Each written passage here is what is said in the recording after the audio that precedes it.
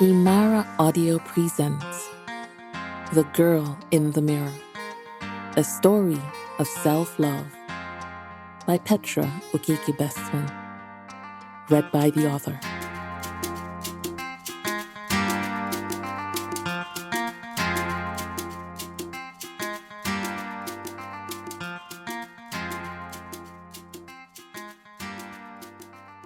I remember when I first began to feel inadequate. I remember that day so well. We were in front of our favorite place, in front of the bathroom mirror. In my mind's eye, I can still see 6-year-old me seated cross-legged on a step stool with Mommy's oversized pink terry robe wrapped around my little body. Mommy and I loved to take pictures of ourselves. It was the best thing, and it used to make me so happy. I still remember how Mommy held her digital camera at a distance that day, how she pouted her lips, and I pouted mine just like hers. Mommy, we're twins, I said when she showed me the picture we'd taken. We were about to take another when Auntie Nwoma, Mommy's friend, knocked on the bathroom door. Auntie Nwoma's face always morphed into a snare every time she saw me, and she always had something mean to say to me. Auntie Nwoma had stayed the night. It was barely dawn, but I wished so badly for her to leave. I never understood why she always called me names. The worst of all, the one she seemed to like the most, was Blackie Charcoal. Yes, Blackie Charcoal. That name made my chest hurt. I so wished Mommy would tell her something mean right back, but Mommy never did. Mommy just never said anything back to her. "What are you two doing in here?" Auntie Nwoma asked as she snatched the camera from my mommy's unresisting hand. I told her we were taking pictures. "Now who asked you?" She snapped at me and clicked her tongue. The harshness in Auntie Nwoma's voice made me nervous. I didn't want her to see it though, so I picked up a toothbrush and began to play with its bristles. "See how you are shining like Oyibo, white woman," Auntie Nwoma said to Mommy. This your cream is powerful, oh." Mommy giggled. "What's the name again?" Auntie Nwoma asked. "Fair and Fantastic," Mommy said. "And this your hair, shaping a Brazilian?" Auntie Nwoma asked. Mommy shook her head. "No, Indian, 400,000 naira. "Kai!" Auntie Nwoma exclaimed.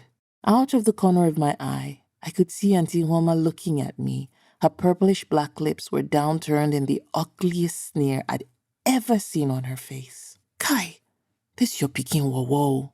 She no even resemble you at all," Auntie Nwoma said. Her words made my stomach hurt so bad that I wondered if I needed to go number 2. I couldn't believe my ears. Auntie Nwoma had just called me wowo. Ugly. I wanted my mommy to be outraged, but she didn't seem fazed. Instead, she began to tell Auntie Nwoma something about a new toning cream she wanted to buy. Maybe it's true, I thought to myself. Maybe Auntie Nwoma is right, and I am Blackie Charcoal. I didn't want Auntie Nwoma to know her words had hurt me, so instead of crying, I looked in the mirror. I took a long look at myself, my eyes, my lips, my nose, and the color of my skin. I'd never looked at myself with that much intensity and scrutiny, ever. Suddenly everything seemed different. Auntie Nwoma had been right all along. Perhaps being in front of a mirror as she mocked me made it easier to see in real time. I looked nothing like my beautiful mommy. My mommy's blonde, shiny hair ran down her back and swished back and forth against her waist when she moved. When she brushed it, it was with so much ease. It was nothing like my hair, which coiled and tangled and had broken too many brushes and combs. Mommy's skin was the color of ripe yellow mangoes, and if she didn't have those dark brown knuckles and knees, she'd look just like the white women I'd seen in the movies on TV. Why am I so black? I wondered. Lips quivering, eyes fixed on the ground, I pondered whether to say it, especially in front of Auntie Nwoma. I blurted out the words before I could stop myself. "Mommy, I don't look like you." "Huh?" Mommy said. She was applying her ruby red lipstick. Her eyes didn't waver from her reflection in the mirror. I'm too black, I said. This time, Mummy put down her lipstick, looked at me, and smiled. Don't worry, Nne, she said. It's nothing a good toning cream won't fix. When you're old enough, I'll clean you up. You'll be the most beautiful girl in the world. You will be fair and fantastic. Mummy winked at me, picked up her lipstick again, and with steady hands continued rubbing it against her lips, humming a familiar tune. I hummed along with her. I was so happy. One day I'd be older, and Mummy would clean me up. I didn't know what that meant, but Mummy said I'd be beautiful. I'd be fair and fantastic, and I couldn't wait. With a big smile on my face, I squeezed my eyes shut and stuck my tongue out at Auntie Ihuoma. Blackie charcoal, Auntie Ihuoma said, then stuck her tongue out back at me and walked away.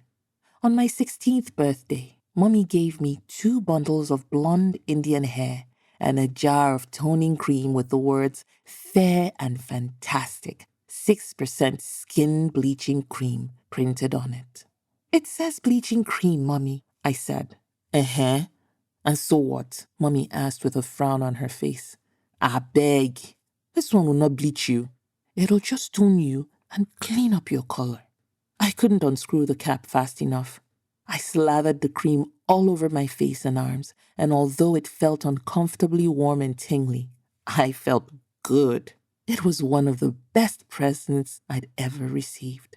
For many years, I applied one toning cream or the other on my skin every day, and you never catch me without a blonde wig or weaves. Still, I hated looking in the mirror because every time I did, I'd hear Auntie Ihuoma's voice and I'd see Blackie Charcoal looking back at me. I was sad for a very long time because my search for the one toning cream that would wipe Blackie Charcoal away had been futile. But things are getting better. I've decided to accept myself. Why? I have a daughter now. She's 6 and like me, she's as dark as night. I can't set her up to go through the insecurities I continue to suffer. I won't let her watch me reject my true self while exalting a false identity. You see, her hair is like the fluffiest cotton candy, and her skin glows like the surface of the water when it captures the midnight moon. God, she looks so much like me, yet when I look at her, all I see is perfection. She's the most beautiful thing in the world, and I want her to know that. But I don't think she'll believe me if I just tell her. I have to show her by embracing my midnight black skin and cotton candy hair. Because of her, I can finally see myself. Because of her, I now understand that only true beauty can beget something as impeccable as she is. Through her, I found me. The wigs are gone, and in their place is a big-ass afro. The creams have all been thrown out. And though my knees and knuckles have been scarred forever, the rest of me made it back to a beautiful shimmering shade of black, the darkest on the spectrum if there's such a thing. My daughter knows how beautiful she is. I tell her every day, especially when we're in our favorite place, in front of the bathroom mirror. I kiss my reflection, and she kisses hers.